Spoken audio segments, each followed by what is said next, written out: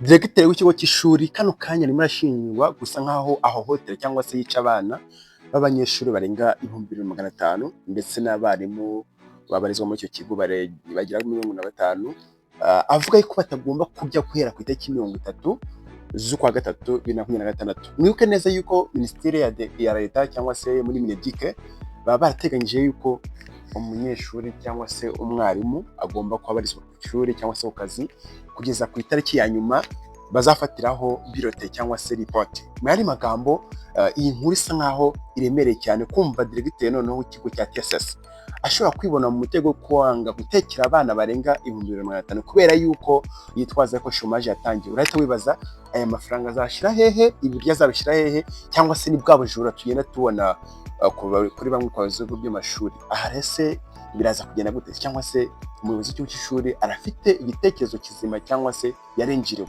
Ndaza wenda kwinjiramo neza muri nkuru nyuma ko tubonye buno butumwa, tuze kubaganiraho, tuze kungana ibitekerezo ngo tubwende namwe ahantu muri, kubera yuko bisa nkaho wenda leta ibazwa bamwe inshingano abandi ntibabaza inshingano, vuga REB, NESA yigiye kwitera ubundi kumva ibibazo nk'ibi ngiye kitabikurikirana. Kubera iki umuyobozi w'icyo shuri yigira nk'Imana akanga noneho no kwemera inama ziba mu bakozi bagenzi biwe? Ndaza kukigarukaho mu kanya, munyemere nanone kandi ndaza kwabwira bimwe mu bitekerezo biri gute bizamuka mu bakozi by'umwihariko aba muri Mineduc n'abandi bafite aho bahuriye n'uburezi muri rusange. Barimo bavuga kuki ni ukubera iki usanga buri gihe bava muri education harimo amatiku? Ese ni ukubera yuko wenda muri Mineduc harimo ubukene bwinshi cyangwa se harimo amafaranga menshi bikaba bituma wenda abandi badiregiteri, abayobozi bungirije bakora ntabwo usanga bafite ubwenge bwinshi bwo gushaka kugira ngo bigwizeho indonke? Kuko niba Mineduc iba yaratanze amafaranga y'abana bazarya igihembwe cyose kugeza ku munsi wa nyuma, wowe ugafata icyumweru cyose ukiriza abana ubusa cyangwa se ukabacyura, bitagombye kuba bimeze gutyo. Abakozi bose ukabacyura kandi bagombye kuba bari kurya mu kigo. Ese aya mafaranga ajyahe? Bigenda gute? Muraza kubibona muri kino kiganiro. Yes, ndakwakira no ku kiganiro cyacu. Muri kano kanya ndagiye tuza kuganira, ariko tuse nkaho wenda tuza kungana ibitekerezo kubera yuko umaze gufata intera. Ni gakeya ujya kumva mu kigo cy'ishuri harimo umutekano. Akenshi iyo winjiye neza mu bigo by'amashuri usanga hari amakimbirane asa nk'ashingiye kuri leadership management, ubundi ugasanga ashingiye kuri finance cyangwa se mu gucunga umutungo w'ikigo. Kubera iki? Akenshi usanga bamwe bavuga bati iyo umuyobozi adashobotse n'ubundi usanga n'abarimu biwe badashobotse. Ahenshi usanga uyu muyobozi ari bye organize cyangwa se bien organize cyangwa se atekanye, ari umuyobozi utunganye neza, usanga n'abayobora nabo bameze neza. Ariko ukibaza impamvu ushobora gusanga ikigo cy'ishuri umuyobozi cyaramunaniye kukiyobora neza, aho usanga n'abarimu imyanzuro imwe ifatwa mu kigo ari abarimu usanga bari kwigiramo uruhare ruremereye cyane. Urugero, wasanga wenda diregiteri afashe umwanzuro, umwarimu ugasanga ari kumuvugiramo cyangwa se ari kumwereka yuko bidakunda kandi bigahinduka dosiye yavuga umwanzuro, ugasanga umwarimu agiye kuzana amagambo kwa diregiteri kugira nyine wa wundi uhinduke. None n'umuyobozi nawe wita ngo yarize kandi ngayobora imbaga y'abantu benshi cyane cyangwa se ni supervisor wabo, akabigenderaho akajya gukora ikintu isa nka opposition yo kwatsa umuriro hagati y'uwayobora, ugasanga baye ikibazo. Aha rero munyemere wenda nze kuri no nkuru yacu uyu munsi, nyuma y'uko tumenyereye yuko ku itariki ya 3 z'ukwa 4 2026 ariho igihembwe cya kabiri cy'amashuri azarangira, abana bakajya mu kigo gitoya ndetse n'abarezi muri rusange bakazaruka hagana ku itariki 20 z'ukwa 4.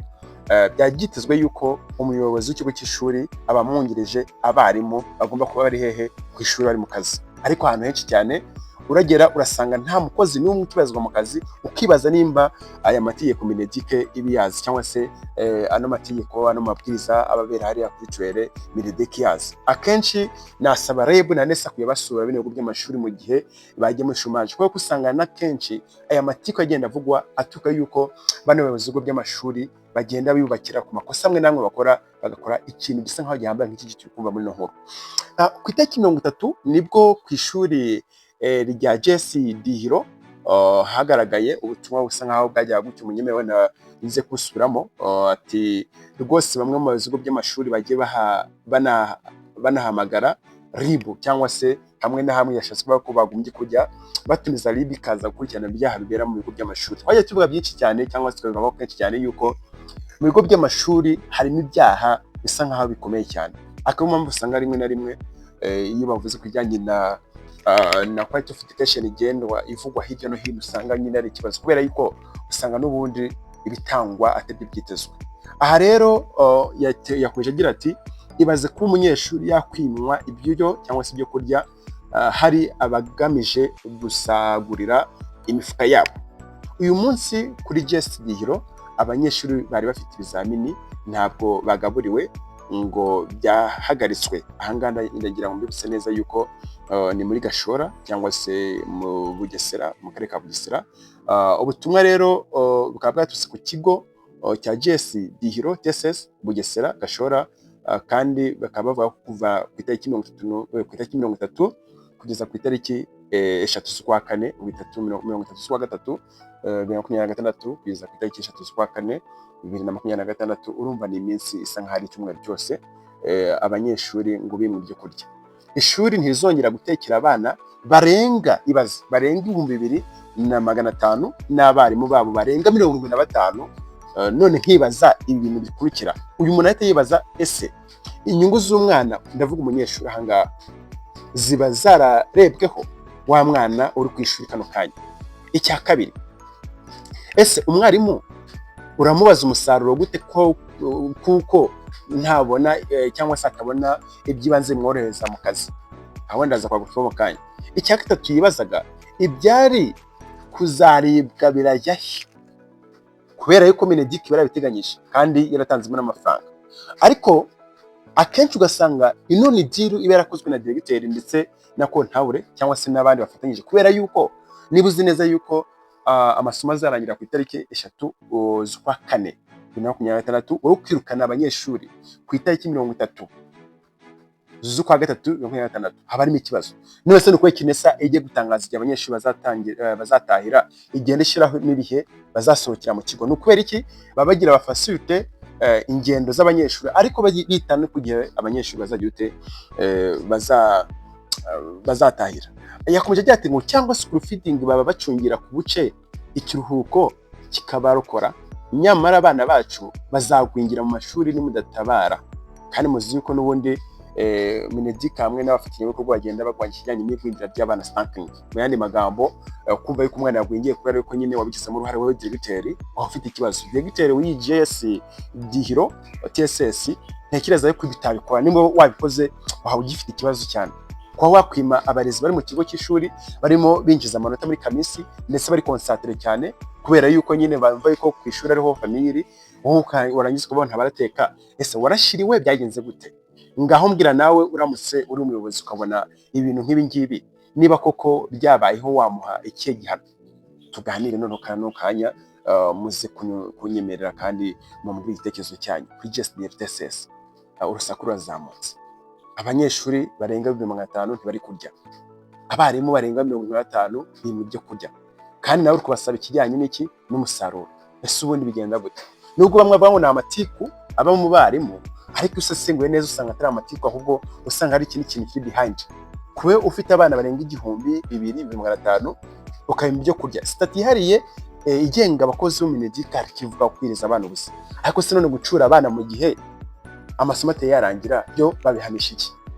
Cyangwa se kwima abana ibyo kurya byari bihari, ibyo bihanishwa iki?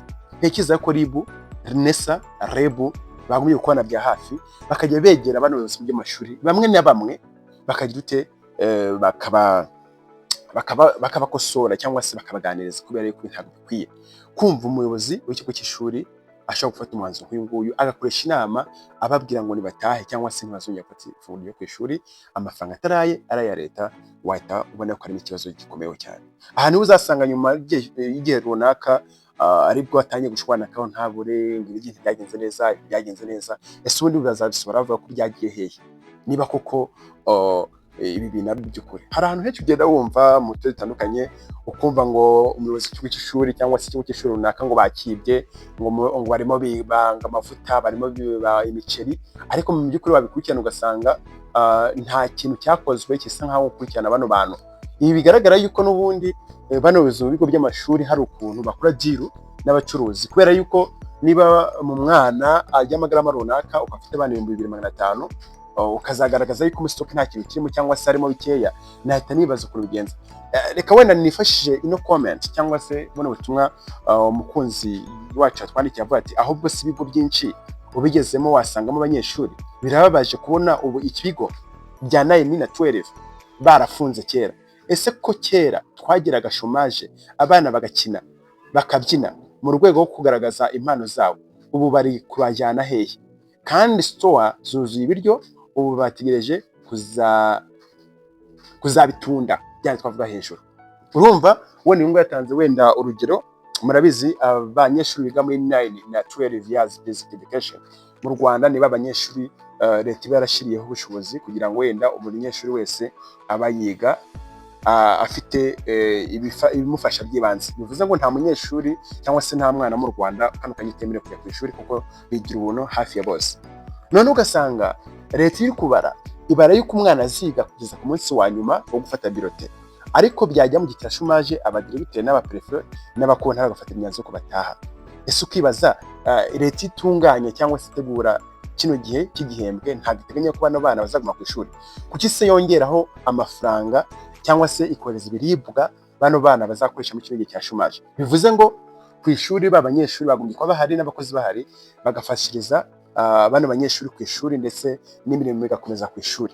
Niba koko hari ikigo cyarafunze cyangwa se bigaragara yuko ibigo byinshi bigenda bifunga, haba iki kibazo kujyanye na quality of education yo mu Rwanda, kubera yuko byazateza ikibazo rimwe na rimwe. Ese ubundi babana koko nk'uno muntu watanze icyo bitekerezo yavuze bafite tara bagomba gufashwa mu buryo bari ku ishuri, kandi nta kigiye kiba gihara kenshi bafashishwa muri chômage igihe bamwe mu bakozi bari bize mu gukosora mu guca muri kamisi bayinjira muri SMS n'ibindi bitandukanye. Bano banyeshuri agomba kwara abandi bakozi bafashiriza ku ishuri, kubera yuko bagumye no kuzamura imikino y'abana zigiye zitandukanye, kubera ko ubundi nubwo tuya ku ishuri twese ntabwo tuzaba aba ministre, ntabwo tuzaba abarimu, tuzaba abaganga. Hari abazayubaka mu bindi bitekinike, abana kujya gukina, abandi bakajya nyine bazajya muri careers zitandukanye. Bivugwa yuko rero ibigo by'amashuri byinshi kino cyumweru cya nyuma batajya bitabira amasomo cyangwa se akazi, kandi bikagira impact negative bijyanye na finance y'igihugu, kubera yuko bino bintu biba byarateguwe. Cyangwa se Mineduc yakagombye kugira avuga iti muri chômage nta mukozi ugomba kuba ari ku ishuri, agomba gukora mu rugo, noneho abanyeshuri bagomba kuba ari mu rugo, noneho bino biryo bigenda bitangwa ku ishuri bigahagarikwa. Sino muzakomeza kumva zino nduru zigenda ziboneka mu bigo by'amashuri nk'ikino kigo cyo kuri Gihero TSS cyagaragaye muri Bugesera Gashora, kivugwaho ibintu bisa nk'atari byiza, kugaragaza yuko rwose bagomba kwima abana bagira ku 2500. Ubwo nibaza abana nibajya kwiba n'inuzariho umwana ari ku ishuri, wenda ntago afite famille, murazi ko ari abana biga bafite famille zitishoboye. Hari abana baba barajya ku ishuri nimwe bakaburara, none umuvukije amahirwe yuko atari burye. Ngo nk'umuzi w'ikigo cy'ishuri utekereza yuko nka leta ibafasha umwanzuro wo kuvuga ngo abana bajye ku ishuri bose, ushoboye n'udashoboye arye ku ishuri? Ibitera bitekerejeho hari abana benshi hano hanze bafite imiryango ikene, byumvikana yuko wenda ariko ndatekereza wenda uno muyobozi w'ikigo cy'ishuri yatebyaga kuko ndumva nyine atabikora, ariko nanone aba yayikoze haba ari ikibazo mu mitekerereze yiwe. Reka duhure mu kindi kiganiro, mutubwire muri commentaire ubundi mubyumva gute. Ngewe natangiye no nkuru numva babaye cyane, ariko nyisoza nanone numva ntatekanye, kubera yuko birababaje kumva ucungira imbaga nyamwinshi ahubwo akari wowe ugaragaza yuko ushaka kuyangiriza.